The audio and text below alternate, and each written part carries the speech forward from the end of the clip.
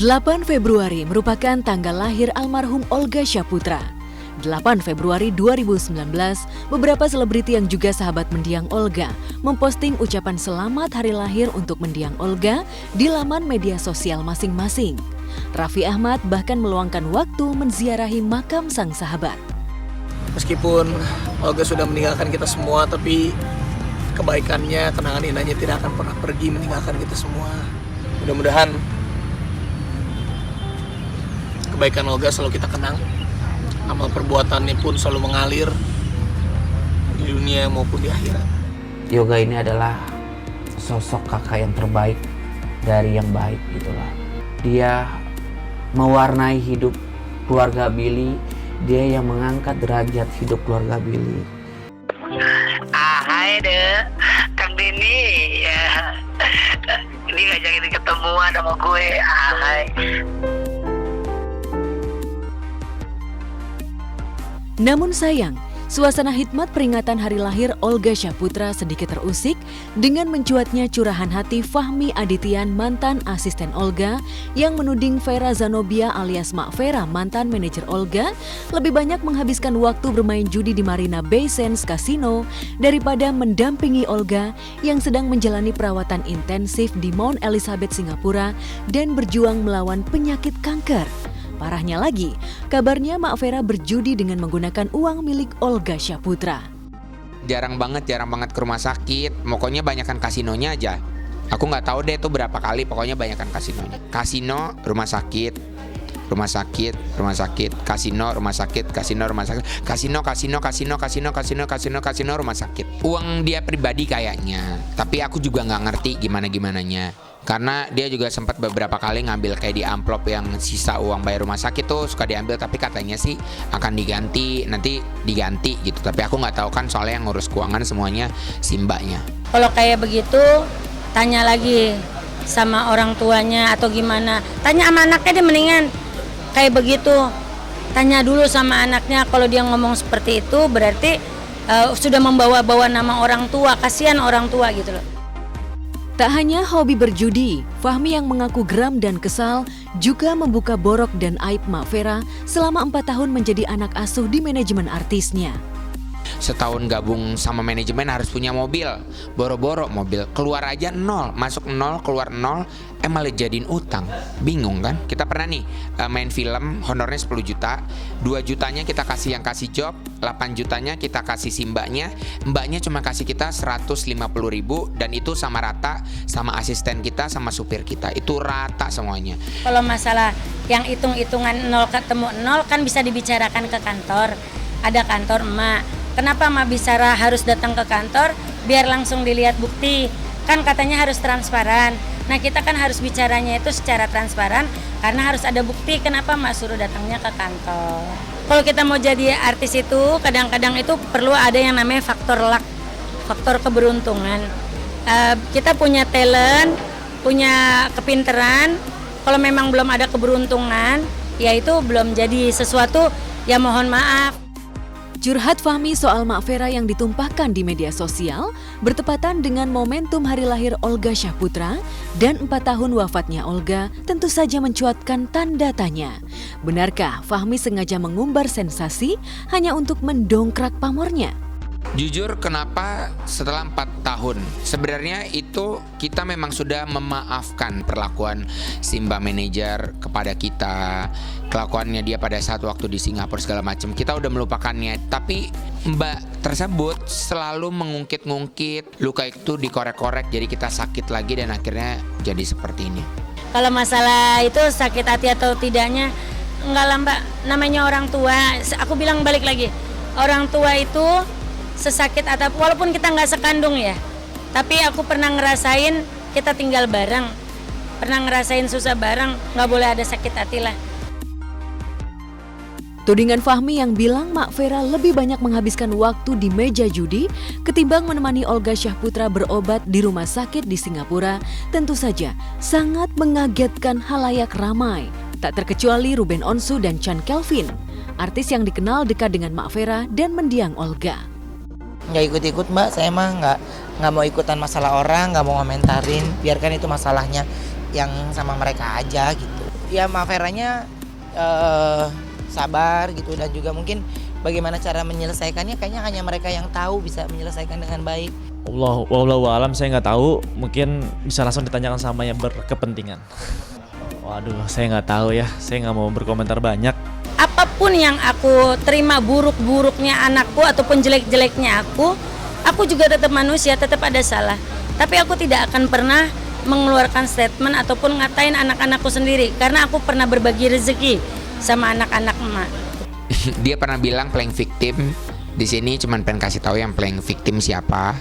Terus jangan merasa terus terzolimi sama mantan-mantan anak didiknya, dan jangan terlalu banyak pencitraan yang selalu baik di depan media segala macem, karena aku tahu banget di belakangnya itu seperti apa.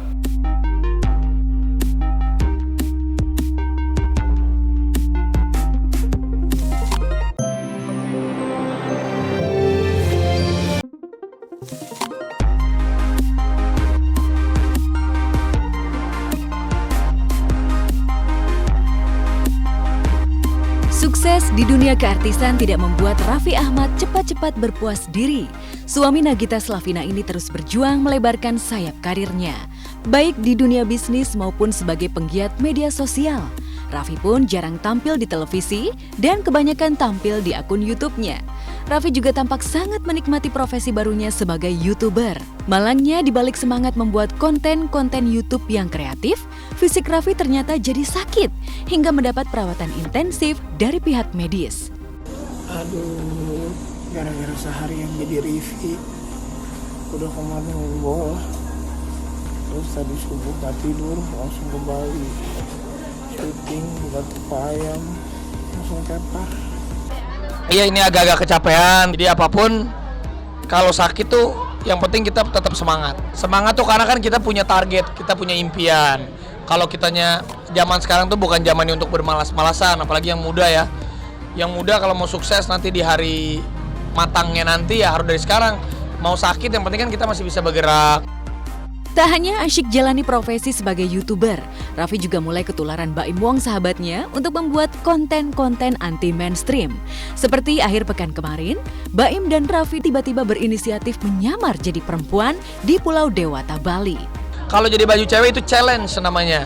Nah, jadi challenge bukannya kita pengen jadi cewek atau enggak, kita challenge nyamar jadi orang jalan, masih tahu nggak itu kita ini Raffi Ahmad gitu. Ya dikasih tahu kerafatannya kan challenge, tantangan pura-pura hanya sebatas seseruan untuk bikin prank. Selain Raffi dan Baim, sekarang ini sejumlah artis tampak berlomba-lomba menjadi YouTuber. Akun berbagi video ini diyakini sangat menjanjikan di masa depan. Apalagi bagi seorang Raffi Ahmad yang suka tantangan dan kerja keras. Sekarang itu dunia berkembang, sudah perkembangan teknologi apalagi yang digital udah luar biasa. Instagram, YouTube itu menurut saya 3 tahun lagi mungkin nanti bisa menyaingi TV lah, meskipun memang TV kan konvensional sudah puluhan tahun, pasti juga TV juga tidak akan ada. Kalau memang dijaga dengan baik, TV juga akan tetap bisa terbang. Tapi saya mencoba bermain di 2 kaki sekarang. Saya mencoba memelihara YouTube, Instagram saya, dan konvensional TV masih saya jaga untuk perkembangan kemajuan diri saya sendiri sebagai notabene sebagai artis, entrepreneur, entertainer bisa lebih pesat lagi.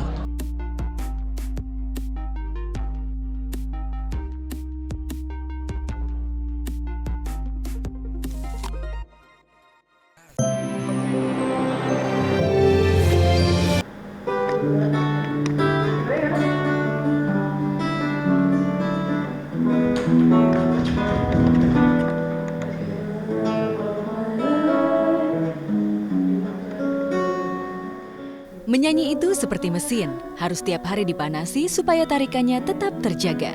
Itulah yang selalu dilakukan oleh Keisha Andaviar agar tarikan vokalnya tetap terjaga. Keisha tak pernah berlama-lama mengistirahatkan pita suaranya.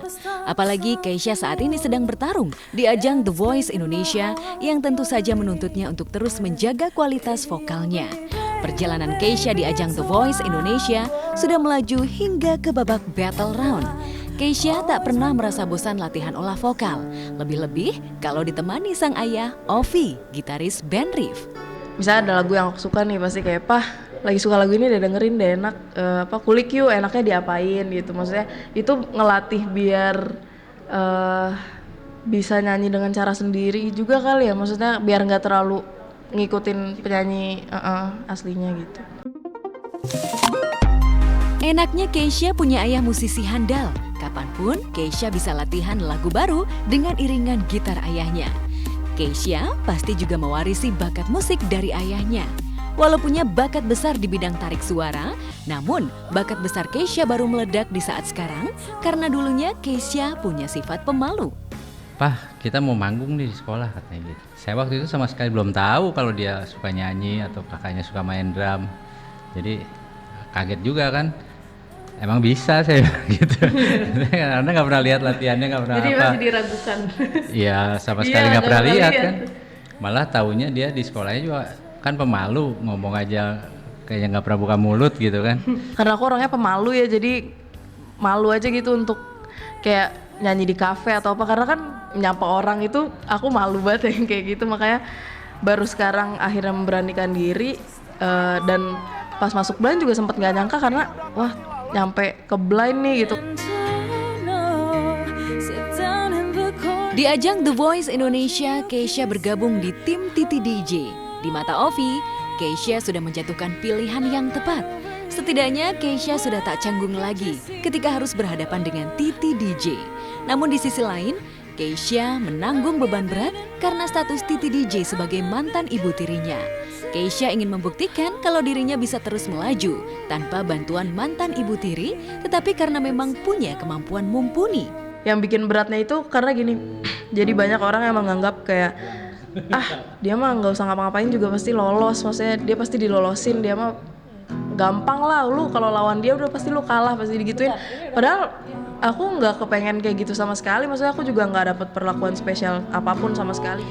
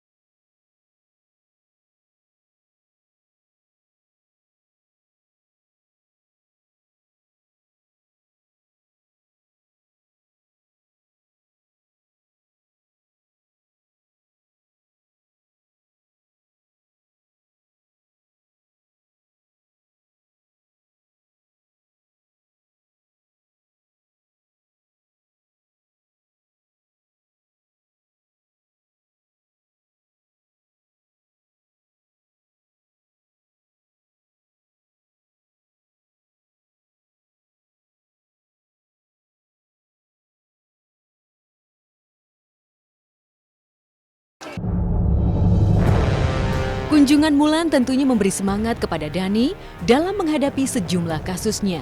Secara khusus, jelang sidang kasus pencemaran nama baik, Dhani juga masih berceloteh banyak. Pasca dikunjungi Mulan, Dhani ternyata menitip sepucuk surat perihal nasibnya sekarang ini. Dhani masih tak percaya mengapa dirinya menghuni tahanan. Mengapa dirinya ditahan, padahal kasusnya belum putusan ingkrah.